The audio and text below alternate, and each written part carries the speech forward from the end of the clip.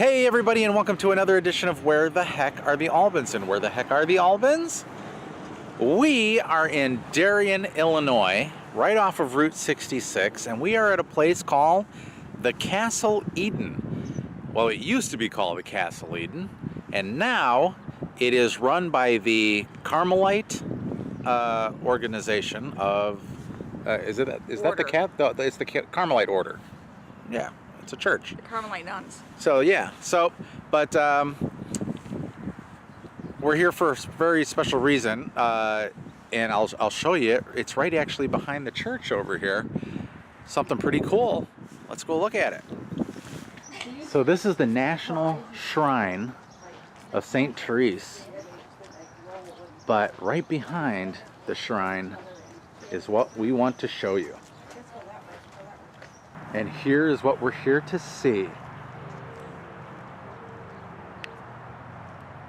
A 1/10 scale replica of the White House when Abraham Lincoln lived in it.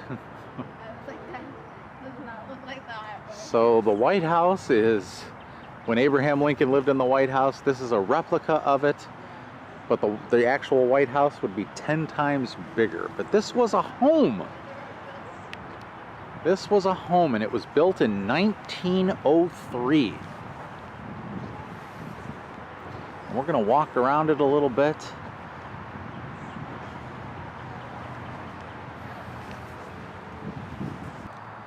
Yeah, there's the side of it. Here's the... Look at this patio. It's gorgeous. They got looks like a mural in there. It's like a little stained glass piece even. Looks like it's of St. Therese, I believe. How pretty.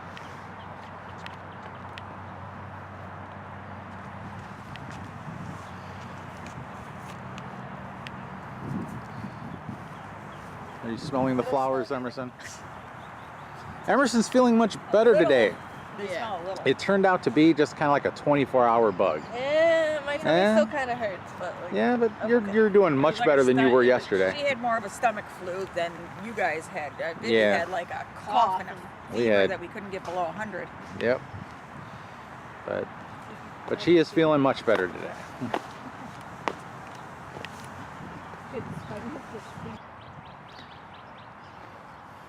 Here's the back of the house. You got the garages over there.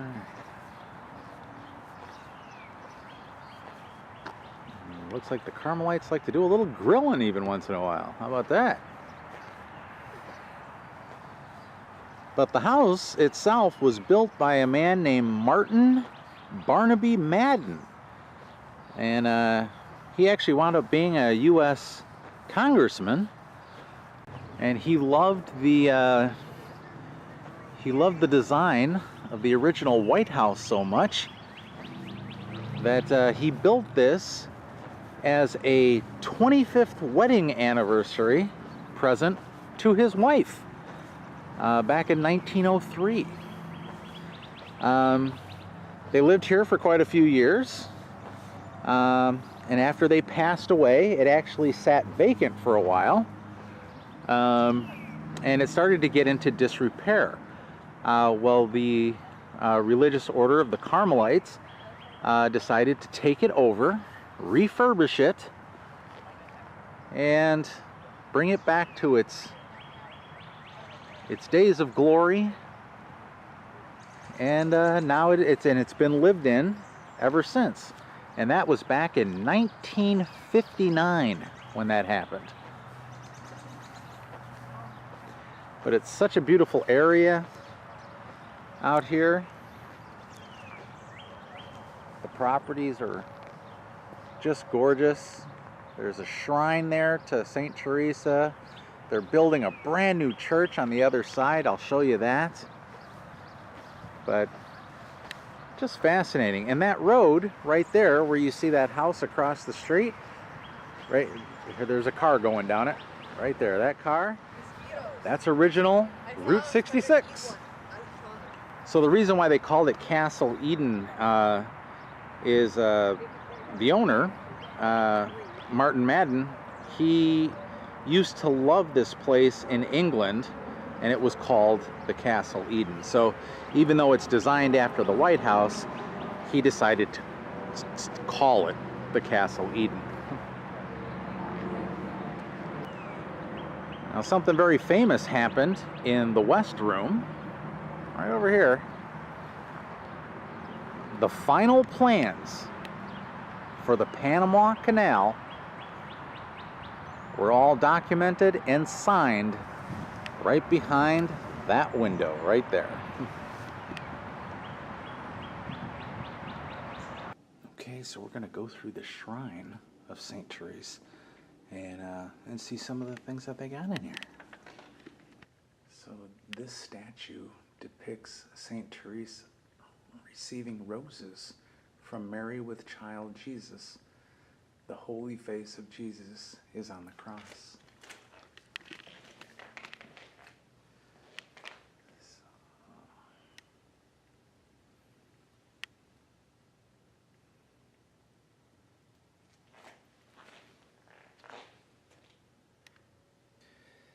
Now this is various memorabilia of St. Therese's. These are things that she actually owned. Some pictures. The living sisters at the level of the little flower.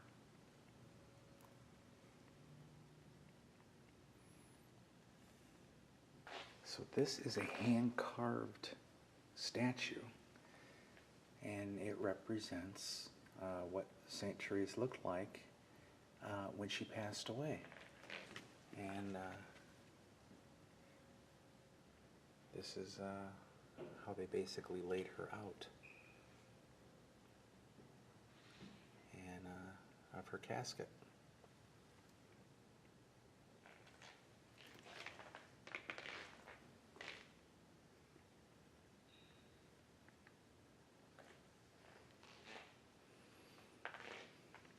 This is different paintings from different stages in her life. And this is when she was on her deathbed. Hey everyone, I'm going to interject here. I realized as I was actually editing this video that I never really explained why Saint Therese is a saint. In the Catholic religion, in order to become a saint, you have to have a minimum of 4 miracles that person has to perform. So in her lifetime, she actually became a healer, like a nurse or a doc, not really a doctor, but just a healer.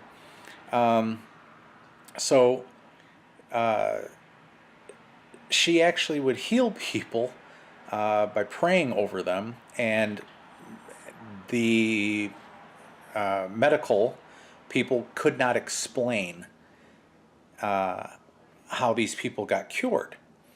And it happened really fast, so like overnight. In 1923, she cured 2 people. She cured a Carmelite nun who had, she was actually going to die from stomach ulcers. And she cured her by praying over her and laying hands on her. And the very next day, no problems. All the ulcers were gone. And it couldn't be explained. So if it can't be explained through Catholicism, it's a miracle. And then another person that same year had tuberculosis, and he was just about to die. She laid hands on him, prayed over him, and the very next day he was fine.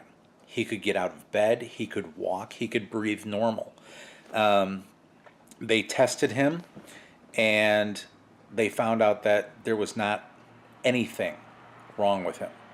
His lungs, it was almost like they had been replaced with brand new, perfectly healthy lungs. So with those two miracles, the Pope basically said, well, she is now what's called blessed.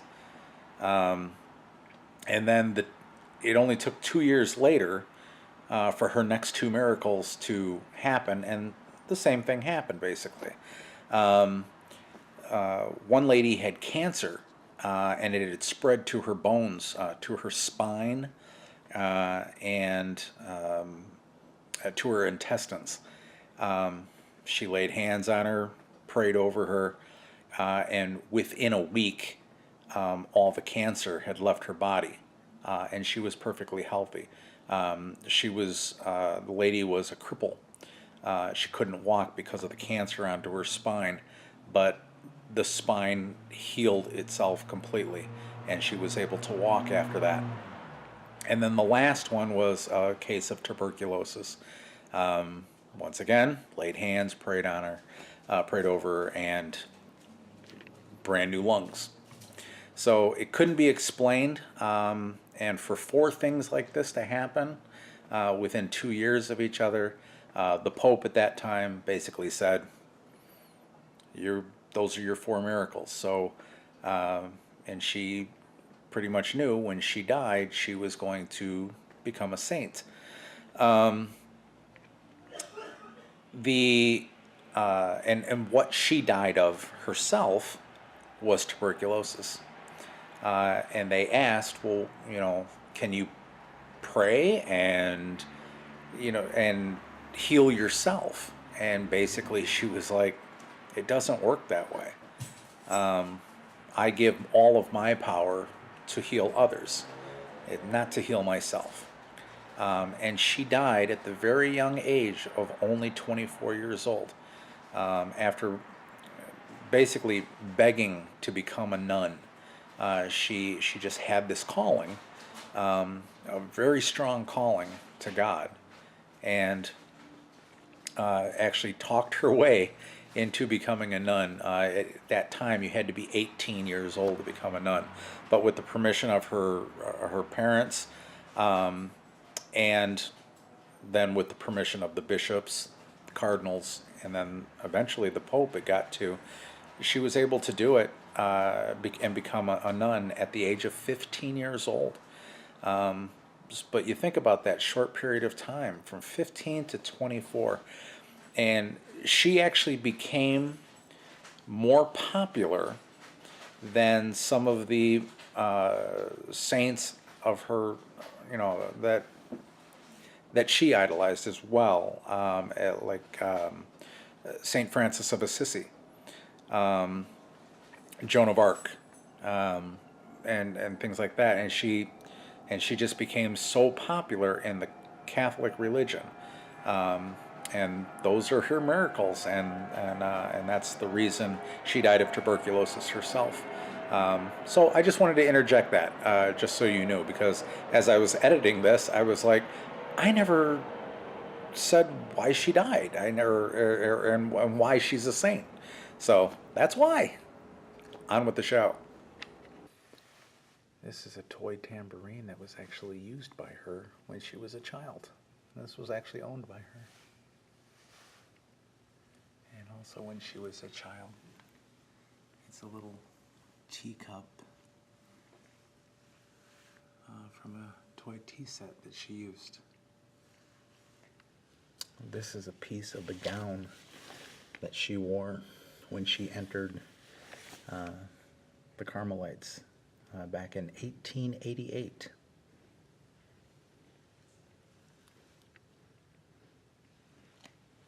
And this is her prayer book that she used during her first communion back in 1884. And these are photos of Therese.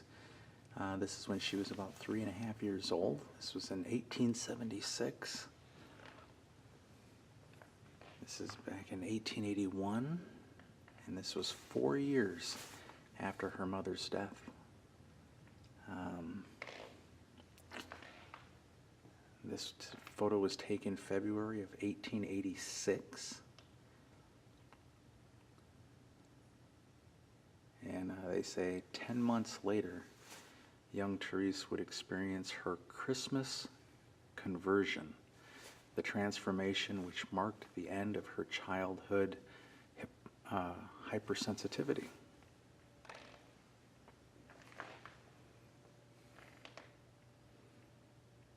And here is when, this is in 1887, and she went to go seek the permission of the bishop to enter the Carmel early.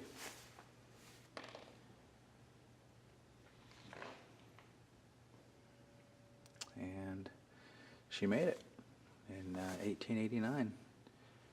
She had been in the Carmel for 9 months. She was 16 years old when that picture was taken. This was back in about 1895.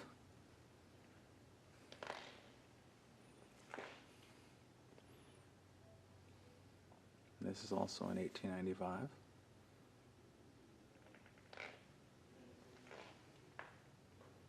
(1896). At this time, she had already been ill for several months. Right here.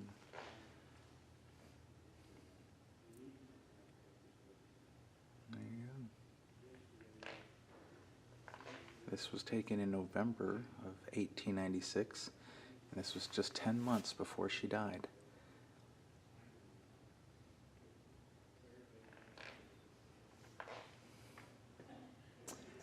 And this is taken on June 7th, 1897.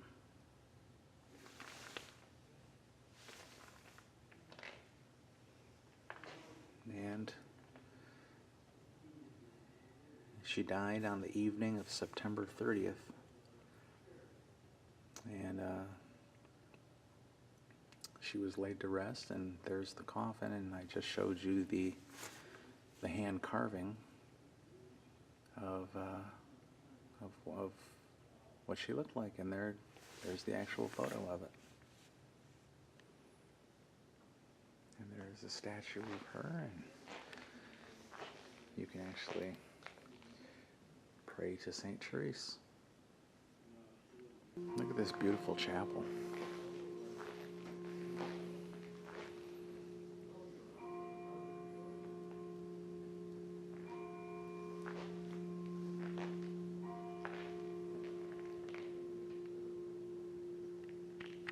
And here's some of the paintings that are depicting of her life when she was a young girl,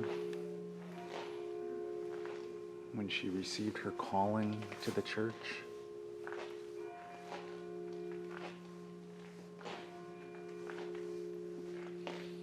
So she had a long struggle with illness and the emotional impact of her mother's death. She said that she was healed by the smile of the family statue of Our Lady Victorious, who became Our Lady of the Smile.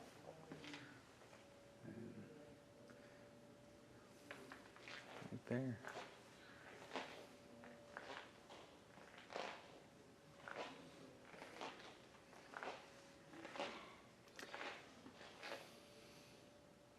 And this basically shows her as the mistress of novices, teaching the novices her little way of spiritual childhood and intimate prayer with Jesus with confidence and trust. This crucifix is actually made from a rose bush that St. Therese used to pick flowers from.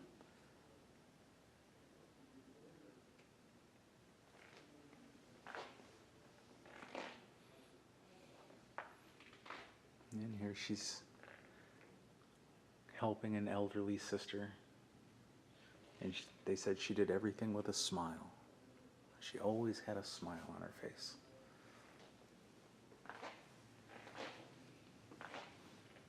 And then, last but not least, her death. she was unable to hold down anything. And it concerned the priest because she couldn't even hold down the consecrated host. So being told it was her final Holy Communion, she just spoke with her greatest teaching, everything is grace. And there's the new church that they're building, right there. Should be open by next year, 2019. It should be 100% complete. All right, time for some lunch. And since we were already on Route 66, we decided that we're gonna stop off at one of my, well, the whole family's favorite Route 66 diners in Illinois. And it is Rhea's Chicken Basket. All right, so let's go on in to Rhea's Chicken Basket and take a look at a menu and see what they got. And you can see it's a 66 roadside attraction, established in 1946. Okay, Rhea's even has their own kind of root beer. I got the diet root beer. But they got buffet style today for Mother's Day. So they got the chicken and these awesome biscuits, mashed potatoes, stuffing, cranberry sauce. So good looking stuff. And pretty much everybody's getting the same. But Em's still not feeling all that great, so she's just eating kind of light today. All you got was chicken? She'll go get the fixins later. Okay, how was everybody's dinner at the Chicken Basket? Wonderful. This was awesome. So always one of our favorite places on Route 66. I think it is one of my all-time favorite places on Route 66. But so that was our day. We actually went to IKEA in between. And got some things for the new plant room. She shed. The she shed. That's what we're gonna call it, the she shed. So I got the man cave and the she shed. So that'll be in a vlog coming up very shortly. The deconstruction and reconstruction of the she shed. So as always, hope you liked what you saw today. If you do, give us a big old thumbs up. Don't forget to subscribe down below, and we'll see you guys next time on Where the Heck Are the Albans? Bye-bye. Happy Mother's Day. Happy Mother's Day, everyone.